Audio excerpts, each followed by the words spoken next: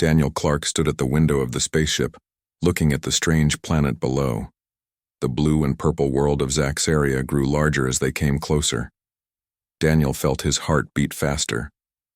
As Earth's new ambassador, he had a big job ahead of him. "Ready for landing, Ambassador?" asked Captain Allen, breaking Daniel's thoughts.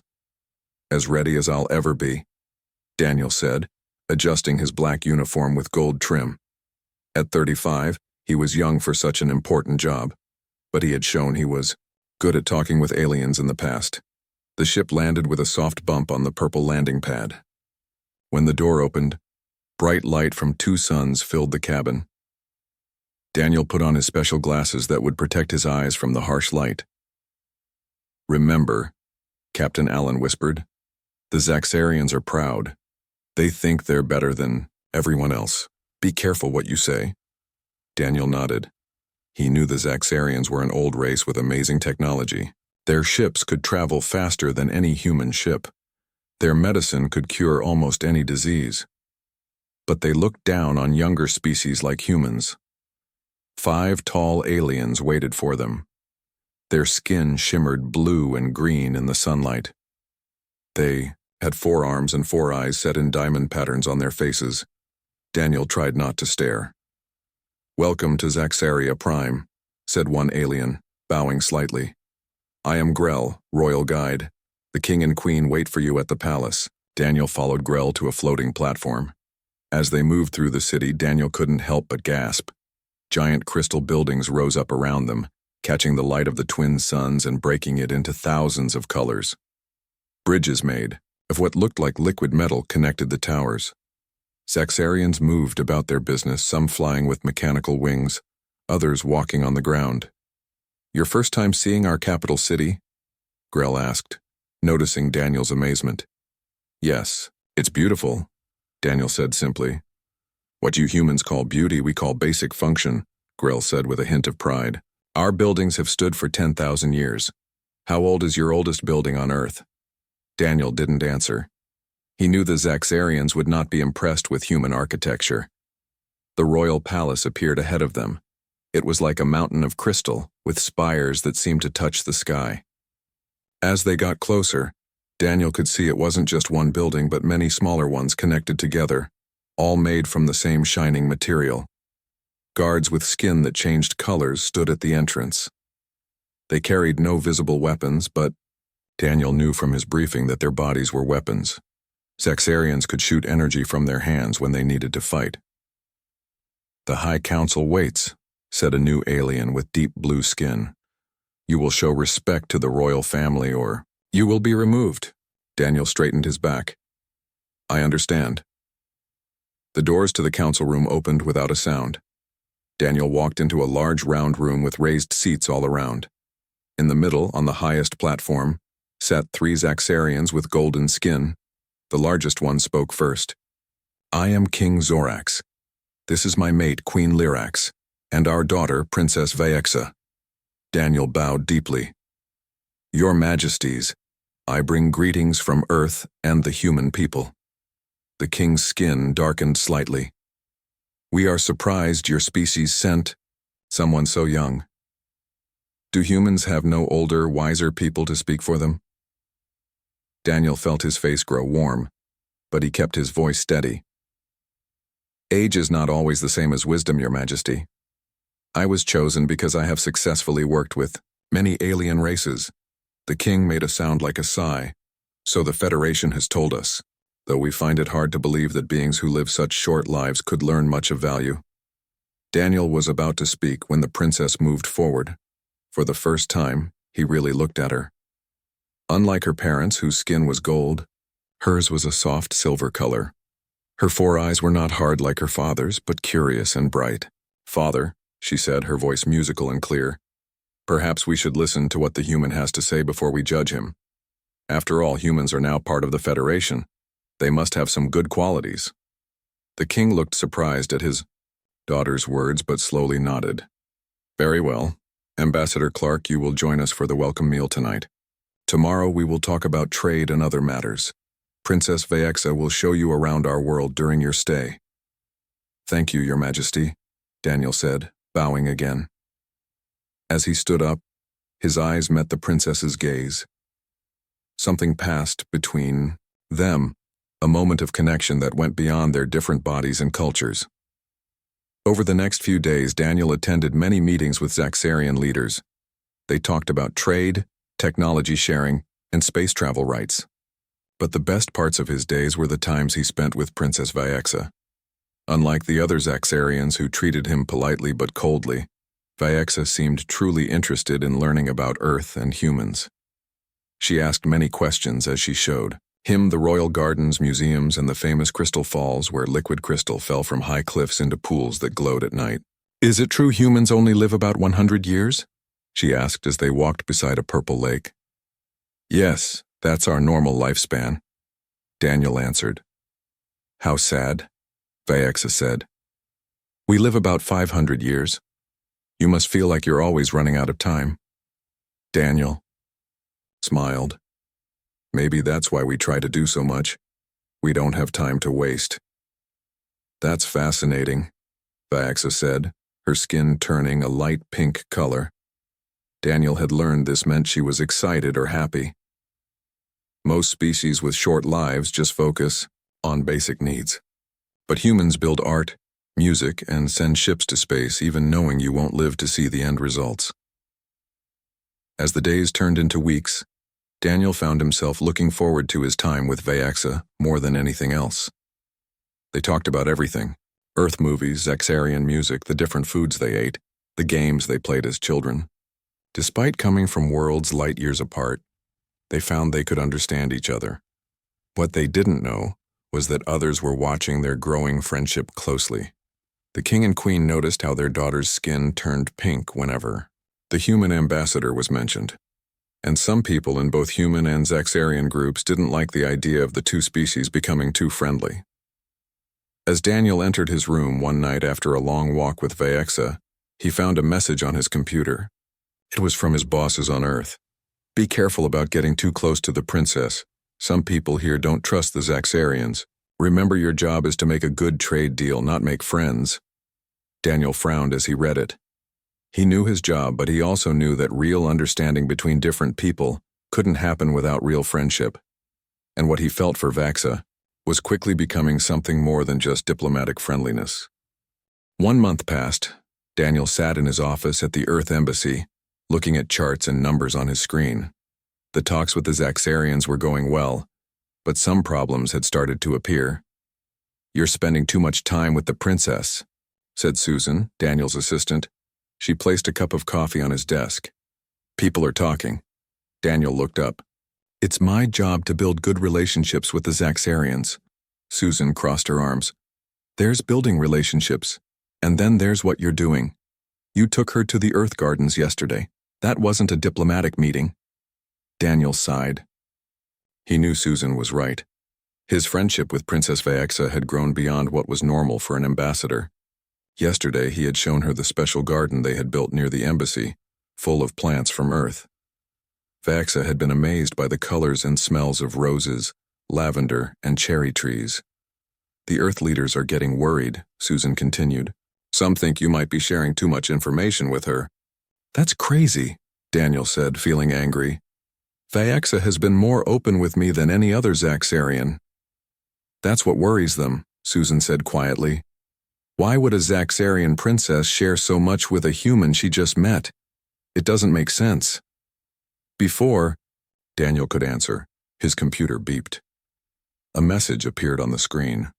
It was from Vyaxa, asking if he would join her for a private tour of the Zaxarian History Museum. Such invitations were rare for non-Zaxarians. When Daniel arrived at the museum later that day, Vyaxa was waiting alone. Her silver skin glowed in the soft light, and her 4 eyes lit up when she saw him. "I sent the guards away," she said, leading him through a door that opened at her touch. "What I want to show you is not for everyone to see." The museum was empty of other visitors. Their footsteps echoed on the shiny floor as Vyaxa led him deeper into the building. Finally, they came to a small room with no windows. Vyaxa touched a panel on the wall, and suddenly the room was filled with stars, A 3D map of the galaxy. This shows all the places Zaxarians have visited, she explained.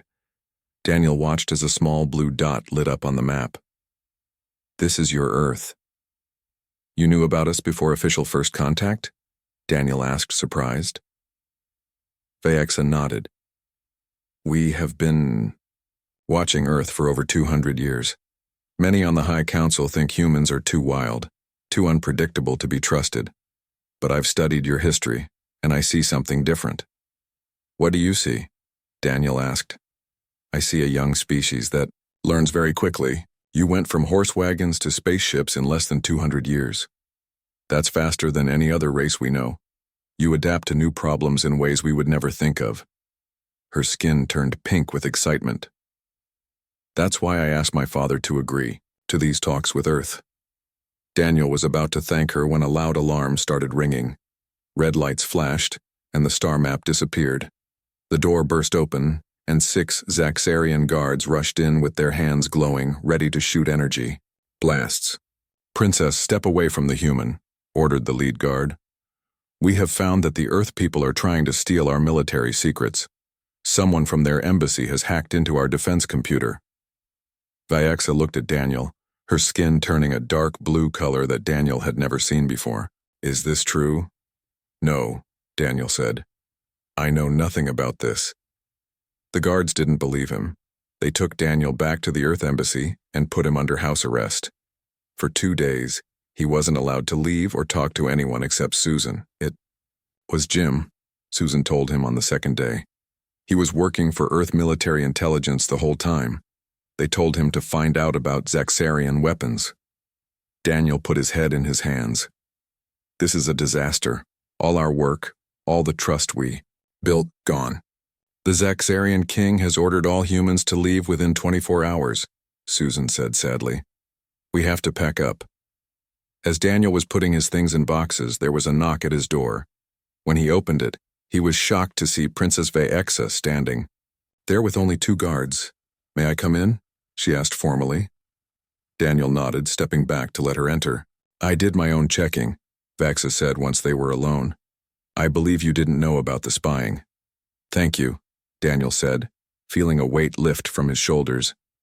But I'm still responsible for what my team did. My father is very angry, she continued. He says this proves humans cannot be trusted. She paused, then added, but I have convinced him to allow 1 Earth person to stay while we work through this problem. Who? Daniel asked. You, she said simply. If you are willing to stay here, alone, and try to rebuild what has been broken. Daniel didn't need to think about it. Yes, I'll stay. What Daniel didn't understand was that in Zaxarian culture, his choice to remain behind away from his own people and at the mercy of aliens who might be hostile was seen as either very brave or very foolish. Either way, it made many Zaxarians look at him with new respect. Over the next few weeks, Daniel worked hard to repair the damage. He sent long reports to Earth explaining the Zaxarian point of view. He met with Zaxarian leaders to apologize for the spying, and he continued to meet with Vaexa, though now their meetings were more formal and always had guards present. One day, Vaexa took him to see a Zaxarian sports game. They sat in the royal box high above the playing field, where teams of Zaxarians flew through the air trying to throw a glowing ball through floating rings. Do you like our skyball game? Vaexa asked. It's amazing, Daniel said, watching a player do 3 flips in the air before throwing the ball. On Earth, we're stuck on the ground when we play sports. Perhaps one day humans will play skyball. Too, Vaexa said, if our people become true friends. Daniel looked at her. I hope so. I think there's a lot our people could learn from each other. I agree, Vaexa said. Her skin turned a light pink color, but she quickly changed it back to silver when she noticed her father looking at them. Later that night, Daniel wrote in his personal diary, something is happening between me and Vaexa. Something that goes beyond diplomacy or even friendship. I don't know if it's possible for a human and a Zaxarian to... No, that's crazy. We're too different, aren't we? What he didn't know was that Vaexa was having similar thoughts. In her royal chambers, she looked at pictures of Earth she had collected and wondered why her skin turned pink every time she thought of the human ambassador. According to her teachers, Zaxarians were not supposed to have strong feelings about other species. They were supposed to be logical and calm, but when she was with Daniel, she felt neither logical nor calm. And far away on Earth, the leaders were getting reports about the growing friendship between their ambassador and the alien princess. Some thought it was a good sign for future relations. Others worried that Daniel was getting too close to the Zaxarians, and a few began to wonder if they could use this unusual friendship to their advantage in ways that neither Daniel nor Vaexa could imagine. 6 months passed since the spying incident. Life on Zaxaria had become a new normal for Daniel. He was the only human on the entire planet now. At first, many Zaxarians avoided him, but slowly things changed. His decision to stay behind had earned him respect. Daniel's small apartment in the diplomatic wing of the palace had a beautiful view of the twin suns setting each evening. He often sat on his balcony, watching the purple and orange light play across the crystal buildings of the city. Princess Vaexa visited him almost every day. Sometimes they had official meetings about trade or technology sharing, but more often, they simply talked about their worlds, their childhoods, and their dreams. In Zaxarian royal families, Vaexa explained one evening as they walked through the night garden where plants glowed in the dark, we don't marry for love. We marry to make good political connections. My parents never even met before their wedding. Daniel nodded. Many human cultures used to do that too. Some still do. Royal families on Earth often married to form alliances between countries. And what do you believe is best? Vaexa asked. Her skin turned a deep purple color that Daniel had never seen before. Daniel thought carefully before answering. I think the strongest partnerships come from people who respect each other, share the same values, and genuinely care for each other. Care for each other? Vaexa repeated the words slowly. Humans talk about feelings a lot. We do, Daniel admitted, though we're not always good at showing them. They were quiet for a moment, walking side by side under trees that sparkled with tiny lights. Daniel realized that in the past 6 months he had come to care deeply for Vaexa. Her curiosity, her kindness, her courage in standing up for him, all these things had touched his heart. But he kept these thoughts to himself. She was an alien princess and he was just a human diplomat. There could never be anything more between them. Their peaceful moment was interrupted when Vaexa's cousin, Prince Krell, appeared on the path ahead with several other young Zaxarian nobles. Cousin, Krell said, his skin flashing red and gold patterns that Daniel knew meant anger or dislike. Your father has been looking for you. The visitors from Vrax have arrived early. The Vraxians are here already? Vaexa's skin paled to almost white. They weren't supposed to come for another month. Perhaps you've been too busy with your human pet to remember your royal duties, Krell said, looking at Daniel with clear disgust. Daniel said nothing. He had learned that showing anger only made Zaxarians think humans were ruled by emotions instead of thinking, but Vaexa didn't hide her feelings. Ambassador Clark is helping rebuild an important connection that you and your war-loving friends seem determined to break, Krell. Remember that my father values peace over the fighting you want. Krell's skin darkened. Peace through strength is the only peace that lasts, cousin. Your human friend should remember that his people are still new to space travel and galactic politics. After Krell and his friends left, Daniel turned to Vaexa. Who are the Vraxians? Vaexa was quiet for a moment. They are a powerful empire of warriors. My father has been talking with them about an alliance for years. She paused. They want me to marry their prince? Daniel felt like someone had punched him in the stomach. You never told me you were going to marry someone. It's not decided yet, she said softly.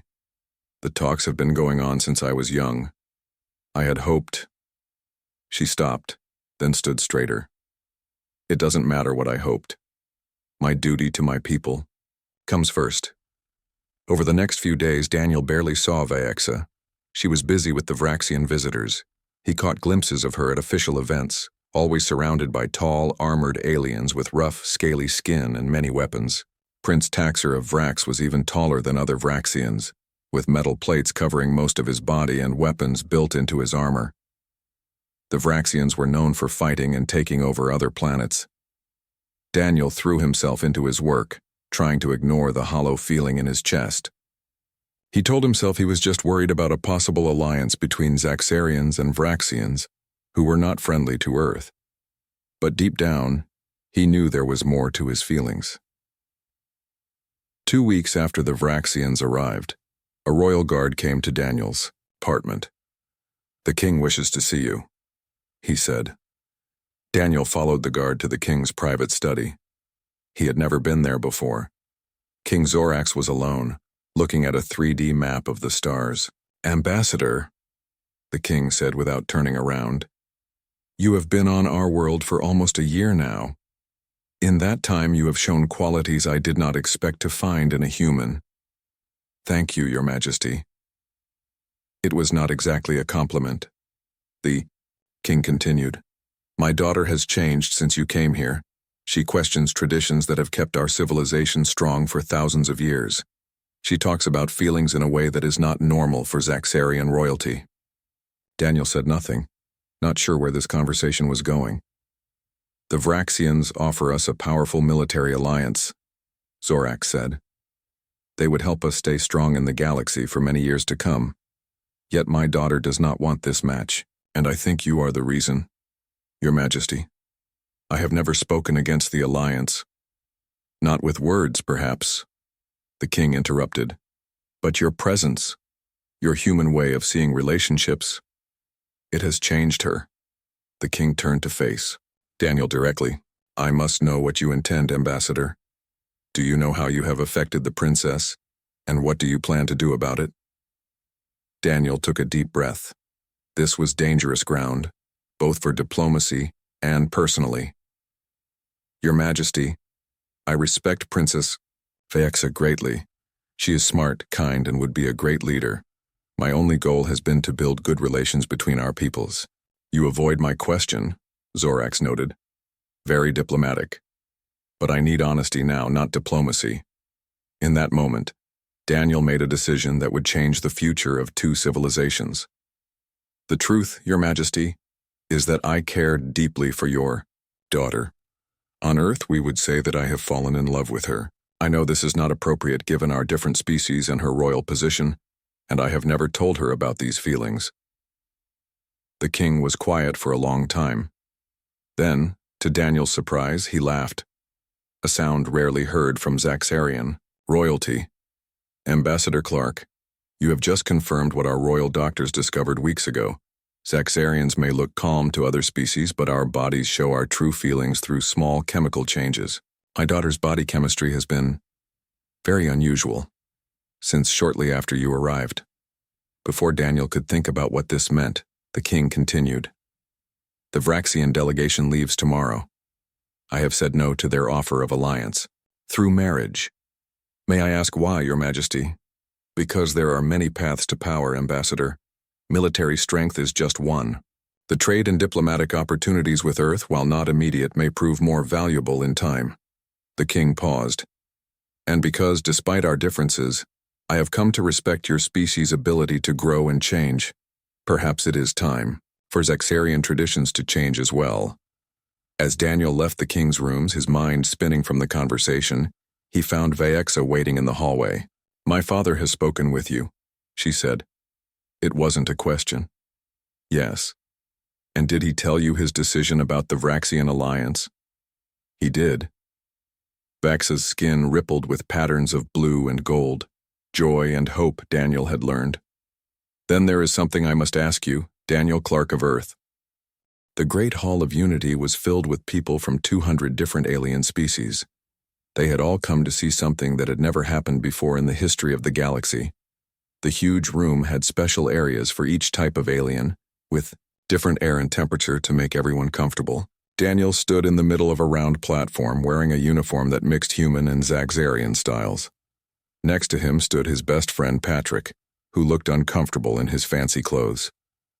"Remind me again why I agreed to this," Patrick whispered. "Because you're the only human I trust to tell me when I'm making a big mistake," Daniel replied with a smile. "And I've been telling you exactly that for the past year, but here we are anyway," Patrick said. shaking his head. They stopped talking. When the Zaxarian royal family entered from the other side of the hall, King Zorax and Queen Lyrax led the way, wearing shining armor that caught the light from the artificial sun near the ceiling. Behind them walked Princess Vaexa, her four eyes looking directly at Daniel. Vaexa wore traditional Zaxarian wedding clothes that had been changed a little to look nice to human eyes too. Her silver skin glowed with patterns that told the story of her family history, going back thousands of years to when the Zaxarians first built their empire. As the royal family reached the platform, everyone in the hall became quiet. The head, judge of the Galactic Federation, stepped forward to lead the ceremony. "We gather today to see a union that many thought could never happen," the judge began, their voice being translated into the languages of all present. "The joining of two people from different worlds, different bodies, and different evolutionary paths, but united by shared values and mutual respect." Daniel barely heard the words.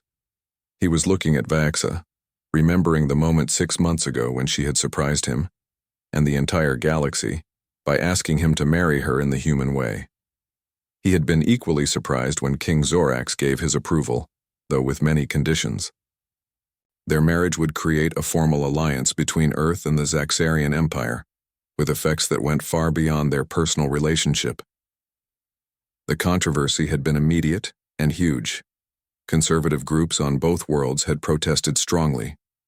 On Earth, people worried about whether humans and Zaxarians could have children, about cultural differences, and about the political problems of having a human married to alien royalty.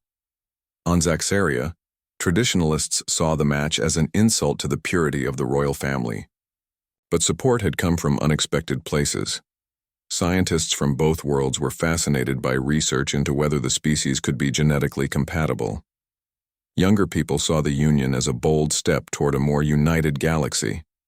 And practical thinkers on both sides recognized the political and economic advantages of such a close alliance. "The path that brought us to this moment has not been easy," the judge continued.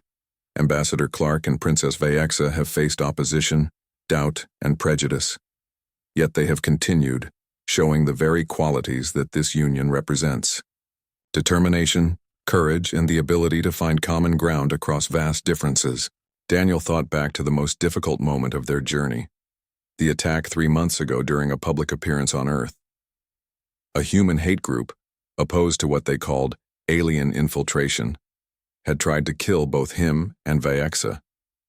The princess had reacted with amazing speed, using her natural Zaxarian abilities to protect both of them from the attack.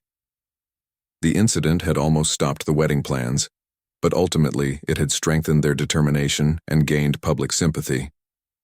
Vaexa's willingness to risk her life to protect Daniel had touched many humans in a way that formal diplomacy never could.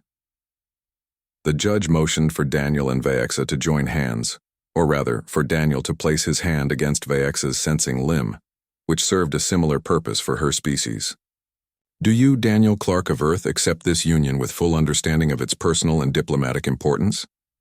"I do," Daniel said clearly. "And do you, Princess Vaexa of the Zaxarian Empire, enter this union of your own will with full awareness of what it means for your royal duties?" "I do," Vaexa replied, her voice carrying the musical tones typical of Zaxarian speech. The judge nodded solemnly. "Then, by the power given to me by the Galactic Federation, I declare this union valid and binding under the laws of all member worlds." A cheer erupted from many of the assembled delegates, though Daniel noticed that some groups remained pointedly silent. The path ahead would not be easy. The reception that followed was a carefully planned diplomatic event. Daniel and Vaexa moved from group to group, accepting congratulations and addressing concerns. The Vraxians, as expected, had not come, but they had sent a formal message, a small diplomatic victory in itself. "The Centaurian ambassador wants to talk with you," Patrick told Daniel during a brief quiet moment. "Apparently they're thinking about a similar interspecies diplomatic marriage and want your advice." Daniel laughed. "Already starting a trend? That was fast." "Not everyone sees your marriage as strange or scandalous," Patrick said. "Some see it as the beginning of something new. A galaxy where species lines start to blur. not just politically, but personally. Later that evening, as the celebrations continued, Daniel and Vaxa managed to slip away to a private balcony overlooking the Federation capital. The city stretched before them, showing how different species could work together. Second thoughts? Vaxa asked, noticing Daniel's thoughtful look. No, he said, squeezing her sensing limb gently. Just thinking about how unlikely this all is. 2 years ago, I was a mid-level diplomat hoping for a promotion. Now I'm married to an alien princess and possibly changing the course of galactic history. Vaxa's skin displayed patterns of amusement. And I was a princess resigned to a political marriage with a species I had no interest in, yet here we are. Your father still surprises me, Daniel admitted. I never expected him to not only accept our relationship, but actively support it once he saw the advantages. My father is, above all, practical, Vaxa said. And there is an old Zaxarian saying, the strongest bridge is built from both sides of the river. Daniel smiled. We have a similar saying on Earth, it takes two to tango. I still don't understand what this tango is, Vaxa said, though you've promised to teach me. I will, Daniel assured her. Along with all the other human customs you're curious about, and you'll teach me more about Zaxarian traditions. That's what this is all about, isn't it? Learning from each other, growing together, building something new from the best of both worlds. Vaxa's skin glowed with a pattern Daniel had come to recognize as her expression of love, a concept that Zaxarians traditionally didn't acknowledge but that Vaxa had embraced with her usual openness. The Federation scientists are still confused by our biological compatibility, she said. They say the chances against two independently evolved species being able to form the kind of bond we share are astronomical. Humanity has always defied the odds, Daniel said. It's what we do best. Perhaps that's why I was first drawn to you, Vaxa mused. Your species refuses to accept limitations. From the reception hall came the sound of music, a piece specially made for the wedding that mixed human melodies with Zaxarian harmonies. It sounded strange to some ears, beautiful to others and entirely new to the galaxy, much like their union. Ready to go back? Daniel asked. We have guests waiting, and apparently I've become the go-to expert on interspecies marriage. Vaxa's skin rippled with amusement. Let them wait a few more minutes. The galaxy has existed for billions of years. It can give us a moment of peace. As they stood together, looking out at the stars that had once seemed to separate their worlds but now connected them, Daniel thought about the journey that had brought them here. It had begun with curiosity, grown through mutual respect, blossomed into love, and now promised to change not just their lives, but potentially the course of galactic civilization. Not bad, he thought, for a simple diplomatic mission that had started with an alien princess shocked when a human proposed marriage. The end.